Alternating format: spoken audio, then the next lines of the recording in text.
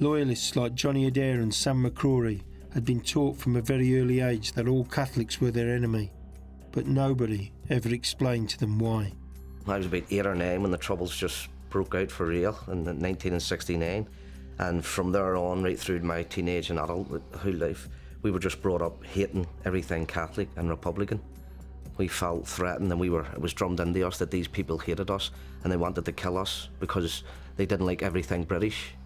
People were burned out of their homes, Protestants in one area and Catholics in the other, and mixed areas.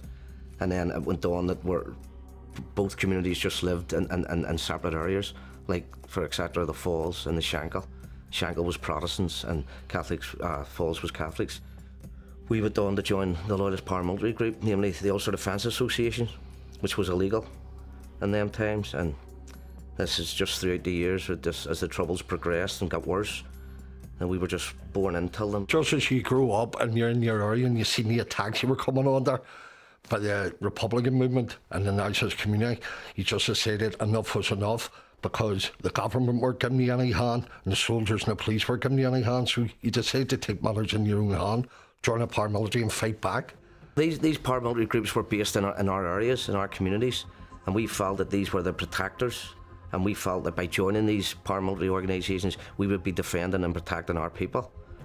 We felt, as Sammy outlined, that the police and the soldiers weren't going far enough to stop the IRA threat. I mean, it was a constant threat of bombs and shootings on a daily basis. The UDA wasn't really militant in the early 80s and the 70s and all. That was just sort of sectarian. But when Johnny took over, it was sort of picking your Republican targets. It wasn't just any person done. They were picking Sinn Féin, IRA members, INLA, IPLO, IRSP. They were targeting the proper people. They were targeting the fundraising machine that was killing the Republican movement, and that was all through him. Myself became a hate figure to the Republican Catholic community. Adair has survived 13 assassination attempts on his life, most of which were carried out by the IRA or the INLA. In October 1993, his office was blown up. 9 innocent civilians died, as did the IRA volunteer who was planting the device.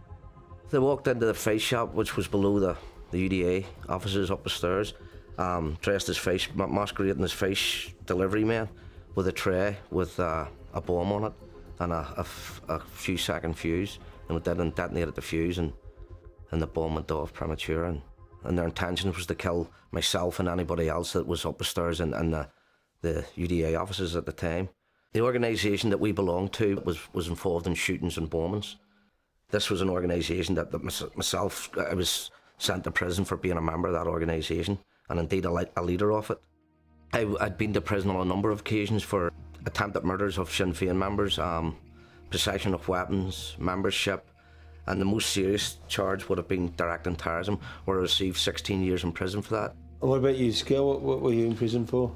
Conspiracy to murder. 5 of us, 1 in the leading car, 4 in the hijack car, were caught with an AK-47 machine gun, the handgun, got up into West Belfast to kill the leader of Belfast IRA. So we were caught en route. But before they'd been done 2 one-year remands for attempted murders, kidnapping, hijacking, and lifted numerous times along with Johnny for numerous murders, numerous attempted murders, numerous bombings and shootings. But it was all par for course. I mean, it's just part and parcel of the game. So how long did you serve in the maze, and what was that like, the maze prison? I'd done 6 years, 10 months. I received 6 years. The authorities run the prison, right? They locked us up at night, but we run the places that we were in, namely the H blocks. We had total control of them. The only thing we couldn't do was go home at night. I mean, there was prison officers, but they stayed out in a circle. And we could get anything into that jail that we wanted, anything. And I'll give you an instance myself. I wanted a dog, so I had a visitor smuggle me in a dog. But what they'd done on the way through, they drugged the dog so it was sleeping, and he put it down his tracksuit bottoms. And when he went into the search area, the wee dog came round and started and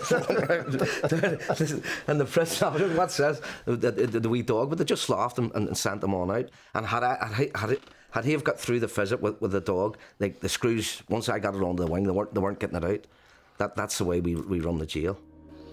But sadly, there was an incident where they killed the LVF leader, Billy Wright, the INLA, some INLA prisoners who shared the same H block.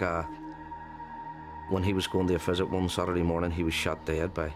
So that's the extent of being able to smuggle stuff in. They were able to smuggle in 2 guns and shoot them on in the highest security prison in Europe.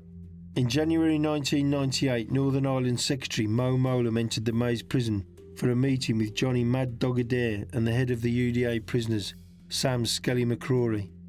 The 2 men listened intently as Mo spelled out her vision of peace in the province. Leaders of both loyalist and nationalist groups had realised some time ago that the war could not be won, and so whispers about a ceasefire began to emerge. There was a lot of behind-the-scene talks and negotiations going on before it became about. So it was a process that was ongoing for years, and I myself was involved in that process where we were meeting privately, out of the spotlight, away from the public, and there was that's where most of the hard work was done till we got to the point that we were, when the Good Friday Agreement came about.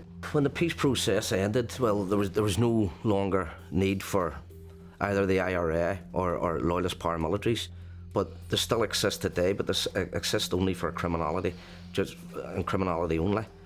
We were there to defend our communities. See the people now, 20 years fast forward, are terrorising their own communities. They're flooded with drugs. You know what I mean? They're shooting people dead on a monthly basis, or knee-capping or punishment beatings for no reason. So the very people that we fought to protect, they are now terrorising them. They're nothing but, honestly, they're using the name as loyalists. They're using it as a cover name as Gangsterism. That's all. They're just terrorising their own community, the very community that we protected.